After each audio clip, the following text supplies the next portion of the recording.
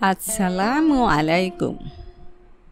একদিন পরন্ত বিকেলে মদিনার বাজারে একজন ইহুদি ক্রেতা এসে দাঁড়ালেন এক সাহাবীর দোকানের সামনে।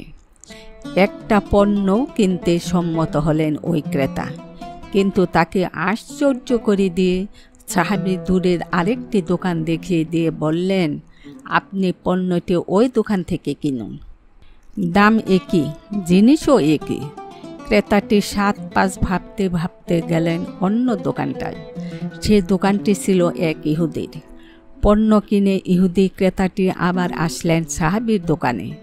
সাহাবী জিজ্ঞেস করলেন, তোমার জিনিস কি পাওনি সেখানে? ইহুদি ক্রেতা, পেয়েছি, কিন্তু আমি অন্য একটা কথা জানতে এসেছি।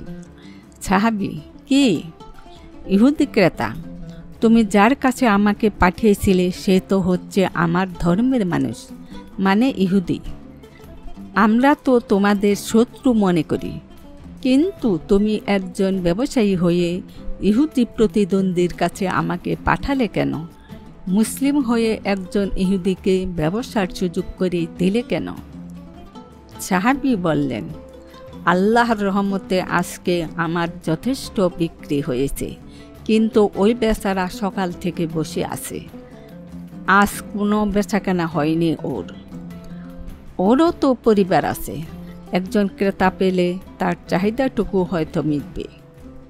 ক্রেতা হতবাক হয়ে ভাবলেন, যে ধর্ম এভাবে আরেকজন মানুষের কল্যাণের কথা ভাবতে শেখায় সেটা সত্য ছাড়া মিথ্যা হতেই পারে না। পণ্য কিনতে এসে ইহুদি লোকটি জান্নাত কিনে নিয়ে চলে গেল, অর্থাৎ মুসলমান হয়ে গেল। সুবহানাল্লাহ। ইসলাম এভাবে পৃথিবীব্যাপী ছড়িয়েছে। সাহাবায়ে কেরামদের চরিত্র এরকমই ছিল।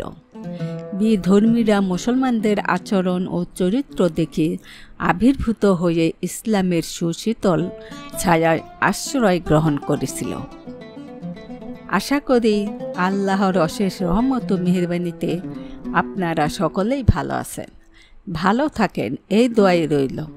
আর সেই সাথে প্রতিদিন নতুন নতুন ইসলামিক ভিডিও পেতে এবং ইসলামিক জ্ঞানের চির নতুনত্বকে উপলব্ধি করতে অবশ্যই সাবস্ক্রাইব করবেন।